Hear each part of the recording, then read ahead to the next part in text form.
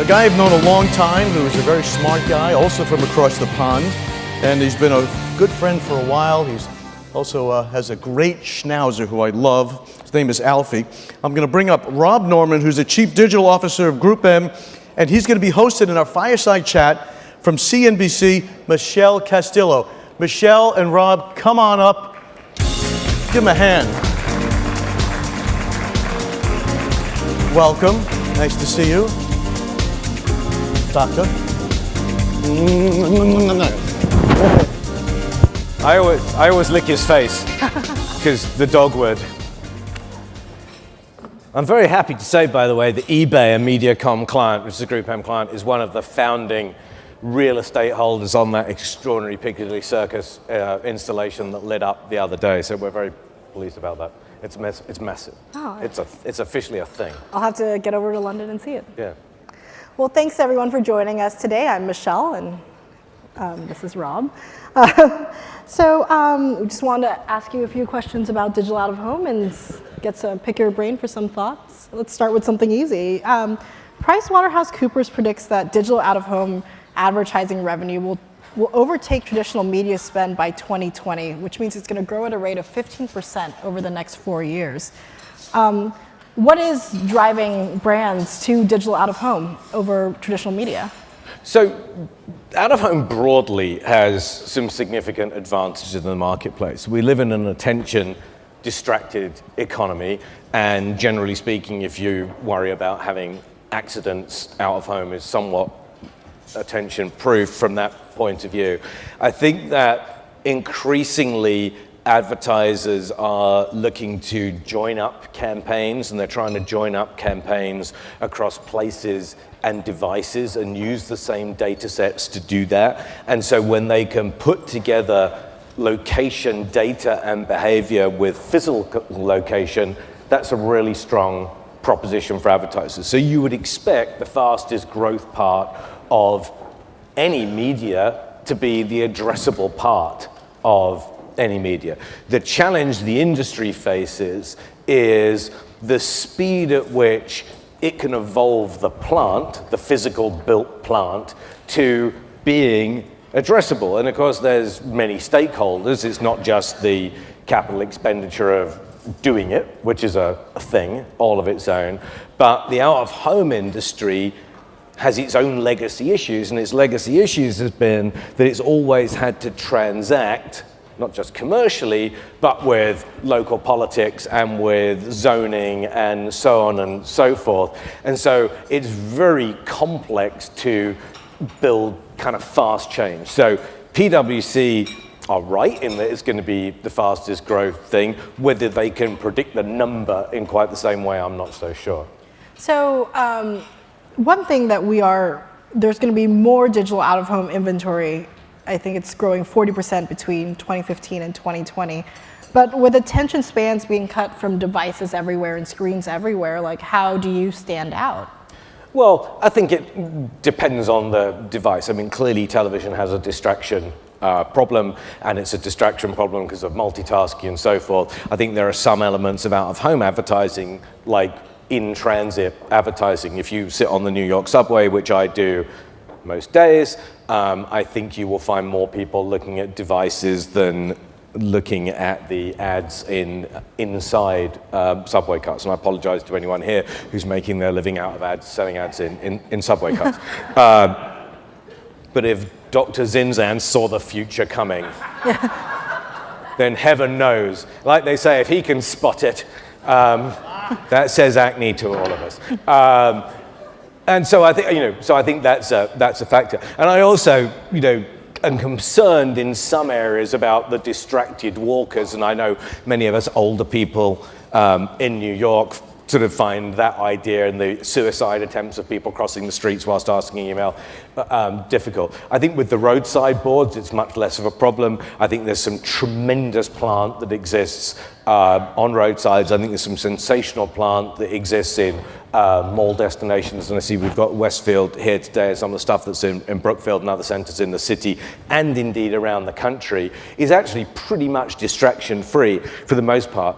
And the important thing is, what it loses to the distraction of those devices, it learns from those same devices. So it loses a bit from people lacking attention, but it learns a great deal because those boards are the ones that are able to pick up the location and other signals from the same devices that are causing the distraction. So there is a bit of swings and roundabouts going on there. And then you look at some other areas that are kind of new. There are things like, taxi tops and so forth, which now they're digitally connected, have been completely transformed. They were kind of the most boring form of advertising, just look stupid. But for any of you that spend time in the city and follow the United Airlines campaign about the distance to New York, distance to JFK, or more specifically time to New York, and when you think about what went into that, it's kind of fascinating. So clearly there's GPS in the taxi, so it knows where the taxi is.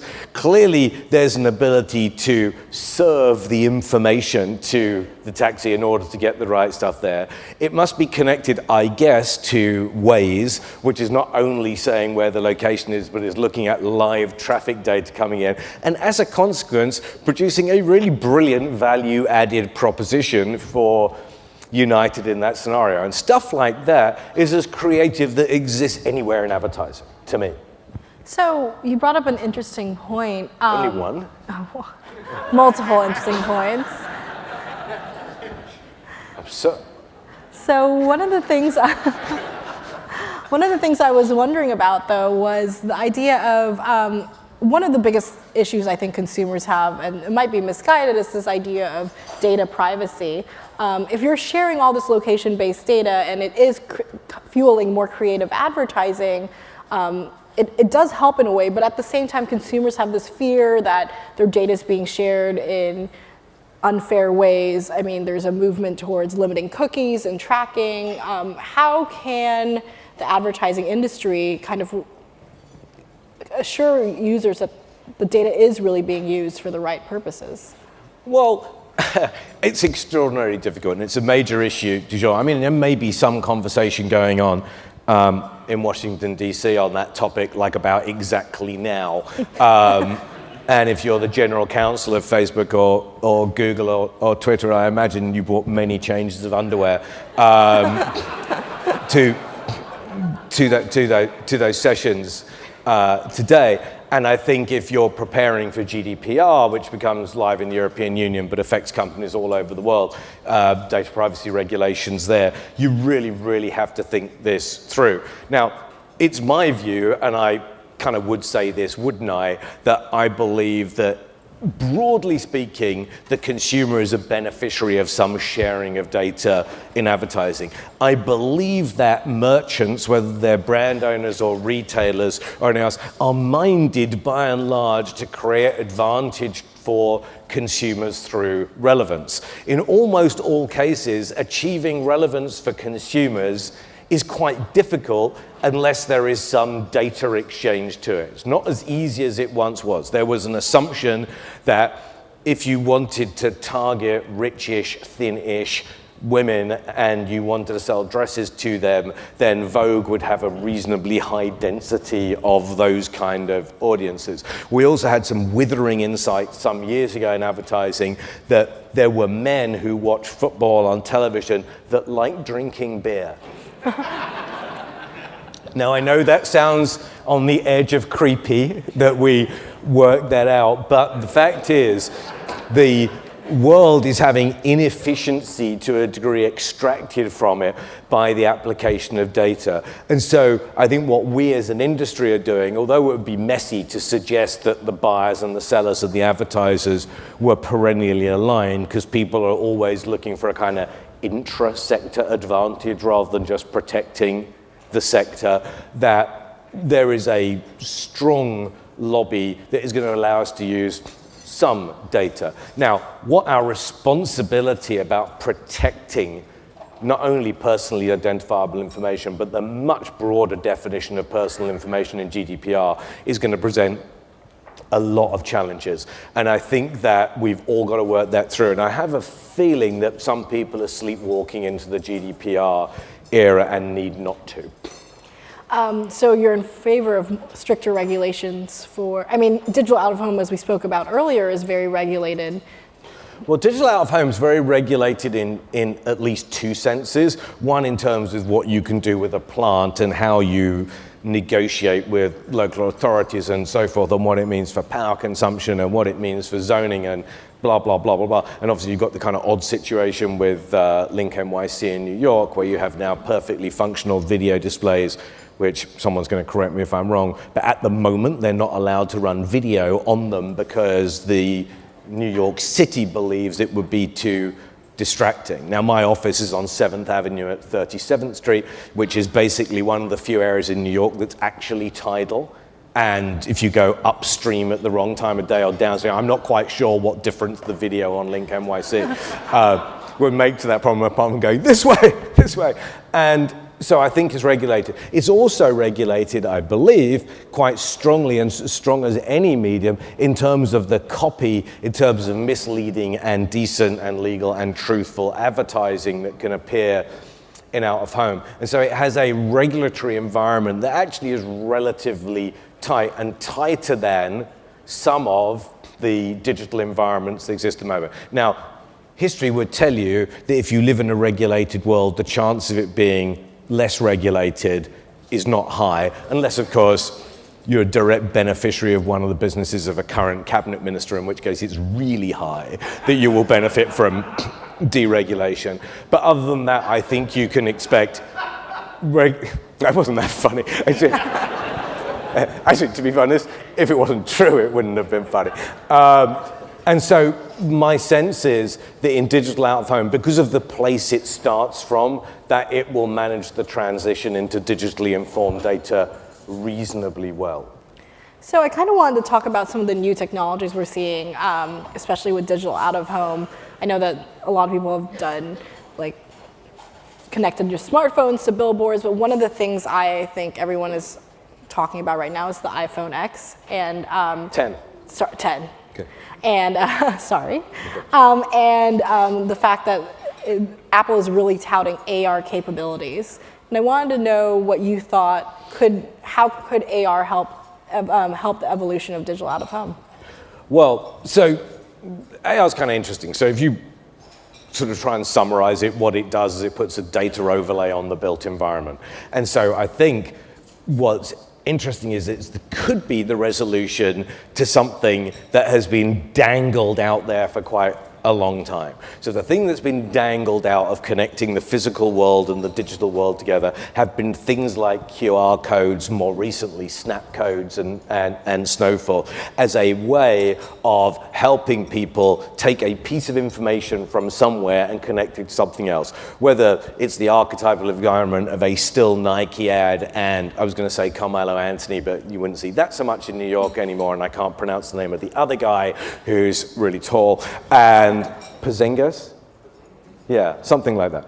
That's another zinger from the stage. But the idea that the billboard is static and he has got his arm up here and is about to dunk, and you could snap the ad, and on your phone the dunk continues and moves through, and then that then links you into a Nike store environment, is kind of really exciting. And I think the digital out of home industry overall should look at this as an opportunity to say, actually, I can make my analog plant digital as well as my digital plant. So when we think about digital plant, we think about plant that you can serve advertising to, that you can dynamically move material on, but you could argue that with AR capabilities, you can use those as a bridge from the physical digital world that at the moment, we've only got 2% of the total plant in the country, I think, is digital by the other definition. So if you're looking to fast track it, and looking to fast track particularly the connection between out-of-home advertising and retail, and God only knows that physical retail needs the many shots in the arm as it can possibly get. You know, last week's miserable, 2 weeks ago, least fun fact was that more people were in the employment of Toys R Us when it went bankrupt than working coal mining in the United States. Yet there were very little in election campaigns on the subject of we must preserve the jobs of the people who work for Toys R Us. I'm getting very political as I get older, and I apologize. But there's over 5 million people that work in what you would call traditional retail in this country now.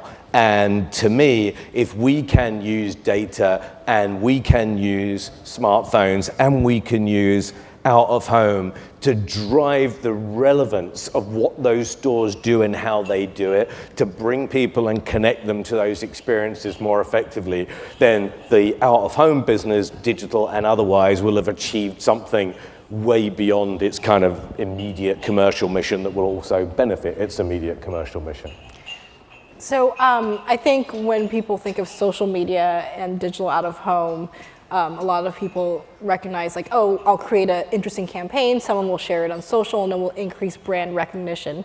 What needs to be done to leverage social the right way so you can actually drive a sale?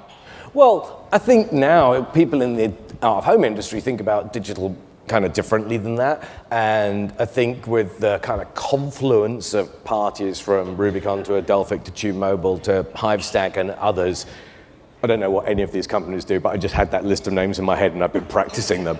But I think about what they do. What they've been doing is they've been connecting opinion and sentiment and talkability with place and plant. And that's really interesting. So from a social media point of view, if you can see what's on the agenda and what's on the mind of people in the places that it's on their mind, your ability, and get back to this point, to serve them or to put relevant information in front of them at the point of contact with the out-of-home plant is super valuable. So I think if you're in the out-of-home business, you think about social as much as about that as you do anything else. And if you connect the extra party to that and say, well, actually, stores are seeing digital activity, whether it's activity going on Twitter or on their Facebook pages and in the sentiment and conversation, or the activity that's going on their websites of items in demand or items not in demand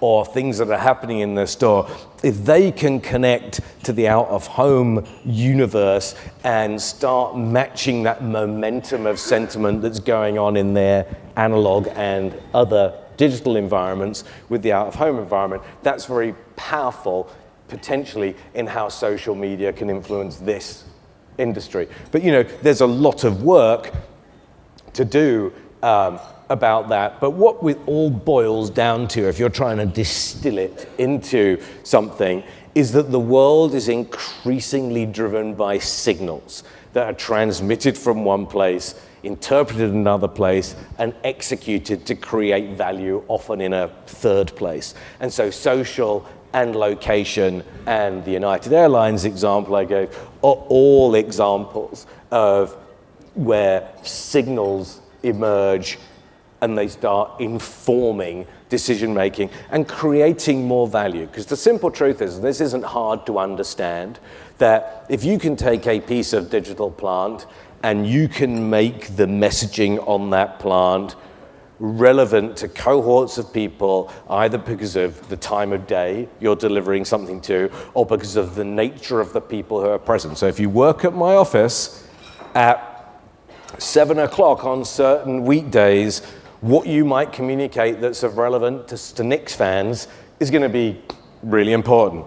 On the other night, what you communicate that's going to be of relevance to Rangers fans is going to be even more important. And then 3 times a week, it's Billy Joel fans for the rest of your natural life. And so I believe that's the contract, if anyone's read it. Billy Joel will play at Madison Garden 3 times a week for the rest of his natural life, which means, by definition, he and Elton John will never meet.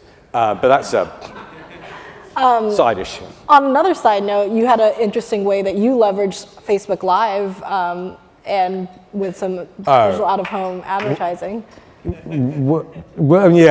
So I was trying to get on the board of Captivate. And because at WPP, we're very keen on related party transactions and all that kind of stuff. This is my non-SOX compliant socks that we've got into. And anyway, I was in our building. We're moving. We work at 498 7th Avenue, which is basically one of the world's largest open outdoor ashtrays. And it's surrounding area. And we're moving to 3 World Trade Center, which is super fancy for us, but as I say to our clients when they think it's the basis of a fee negotiation that we're moving to 3 World Trade Center, I do point out to them that the tax breaks from the Port Authority and the state for people moving downtown will actually make it cheaper to work at 3 World Trade Center than they do at 498 7th Avenue, just an aside. Anyway, the elevators in 498 7th Avenue are, what's the word? Their intelligence is not artificial or indeed anything else. And so I got stuck in it on my own one day. And you don't know how long you're going to get stuck in an elevator. So you need to find some displacement activity. So I decided to go on Facebook Live and share with my friend the idea of what it was like to be stuck in the elevator. And of course, the only other thing that was going on of interest in the elevator was the ads on Captivate.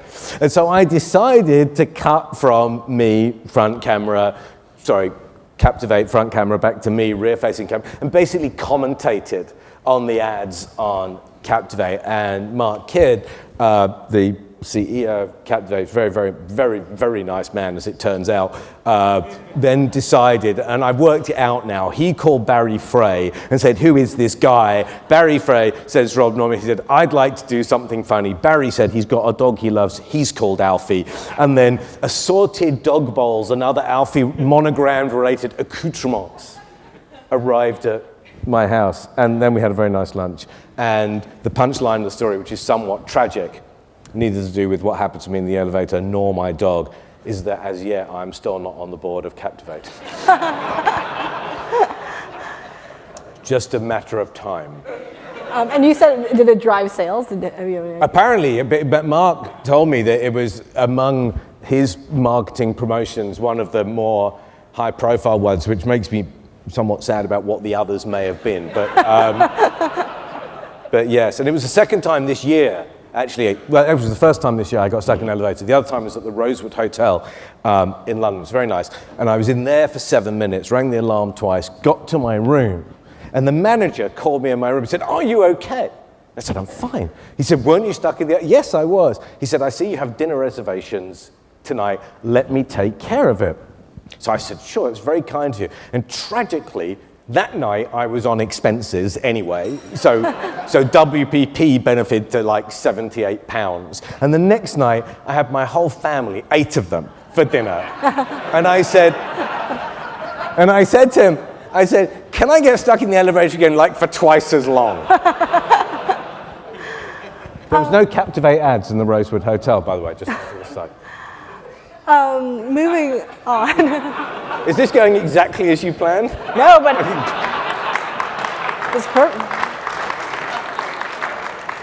So one other thing I wanted to ask you about is I feel like this next generation of kids are very, I like to call them the voice-activated. Voice-activated kids? Voice-activated They just generation. ignore you, don't they? When... Yes, okay. I feel like Alexa is intuitive for most children. I mean, you hear stories about, I just know from like observing teenagers, no one texts anymore. They now speak to their phones and send text messages that way.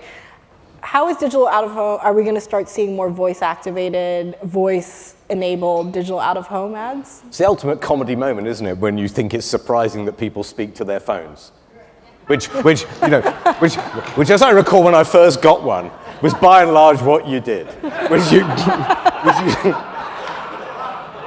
Well, there wasn't much else to do, unless you were Commissioner Gordon. Well, I guess. And then you could kind of display the bat signal. But I kind of take your point. You know, there is now a voice interface to the world, and Hey Google or Alexa this is becoming increasingly commonplace.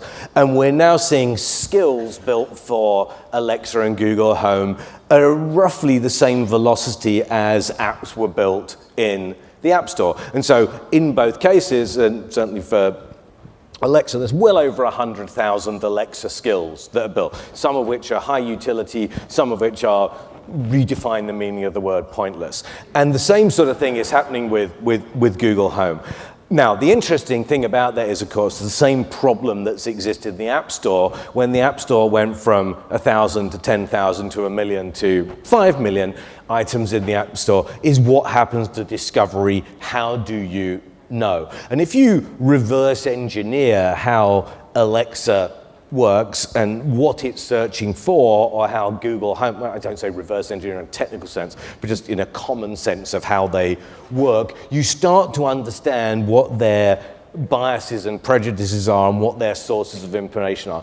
And to me, a lot of the interaction that kids are used to having with devices is actually not being satisfied by some of the in-home smart devices yet. But I do think that it will come. What we're thinking more broadly about is that every brand needs a multi-surface experience. And you need to think about a brand in 2D, in 3D, in 3V, in vertical video. You need to think about how voice responsive it is. You need to think about how motion responsive it is, and everything else that goes with it. And when I was at Cannes about a year and a half ago, when it was still okay to say I was at Cannes, a year and a half ago, but now it's kind of so not. Au revoir, Marcel, as people say. That's very inside baseball, but that's why Stuart Elliott laughed.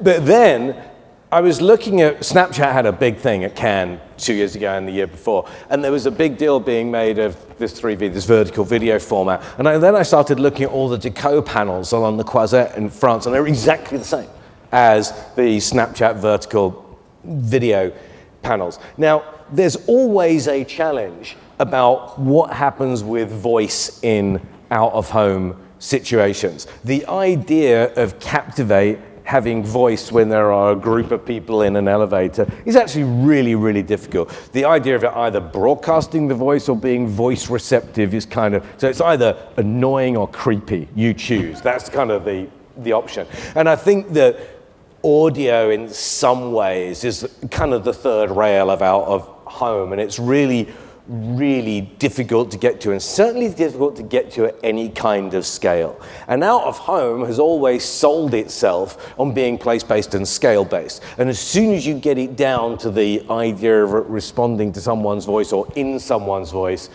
it's really tricky to move that into scale. So do I see audio in the short term being radically significant in terms of out of home? Not really. And I think that some of the direct interaction with plant has been a bit undermined by the experience that they've had with the Sidewalk Labs and the installations in the city, which you've all been familiar with, when they discovered that if you put an open access broadband web browser on the panel, there would be people that would use that for consuming content that you wouldn't necessarily think about, or you might think about, but you wouldn't want other people to see. And there's nothing like a porn-enabled outdoor urinal to really attract the wrong kind of folks. So I think I have time for one last question. I did a story about a year ago about how Saatchi did a board that used AI. The longer someone stood in front of it, it would evolve to match the person's taste. We also are seeing now some digital out-of-home boards that can see cars coming towards it and change their advertising to call people out.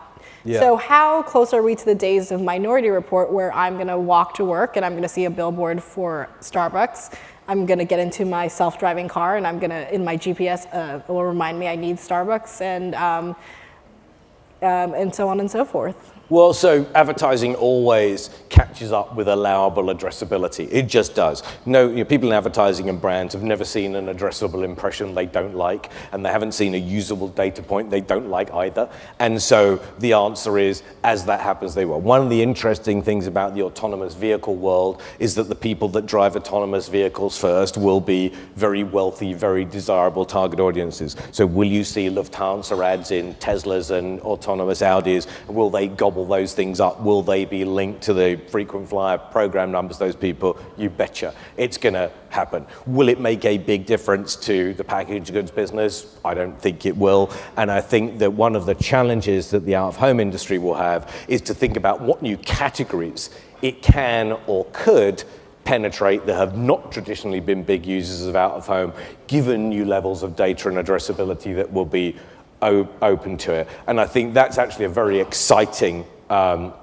opportunity, and some of the staples might get more challenged, but some new categories will be open too. So I think that the out-of-home industry has many, many challenges. It needs the transactions to be easier. It needs to scale and get better geographical distribution of the digital opportunity, and it needs to start working together with the authorities that regulate it in terms of the abilities and capabilities of its plant to be a united industry force. And I think that's why DPAA is so important, because making that happen is key to the kind of really rapid progress of the business. And we need it. And we need it because we need high visibility, high attention, data-informed media. That's what we, the industry, want, and I hope the DPAA can give it to us. Well, that's all the time we have today. Thank you so much for attending. Wonderful. Stay for 1 second. Thanks.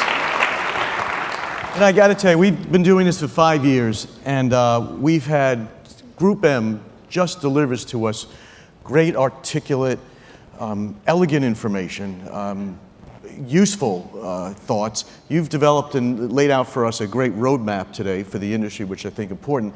You know, we've had David Sable has spoken on the stage, David Roth, who's actually here today, Phil Cowdell and Erwin Gottlieb spoke last year, and Rob Norman continues in a great tradition of just brilliant overview with specifics of where the industry is and where it needs to go. And I really thank you for that, Rob, and all of GroupM. And Michelle, a great job today.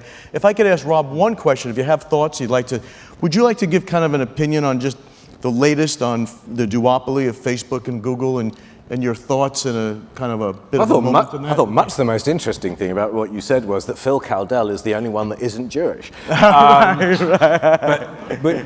But my latest thoughts on the duopoly, is that there's an enormous concentration of power, but anyone that thinks that it is directly correlative to say there is a concentration of power but no choice for advertisers or sellers of media is wrong. There is plenty of sellers, and I think that what everyone has to do is go back to the core of their value proposition and work out the attribution of effectiveness to that value proposition. If you can't do that, you didn't deserve to be in business in the first place, and now the bar is just higher. Perfect, that's great. Thank you both so much, wonderful.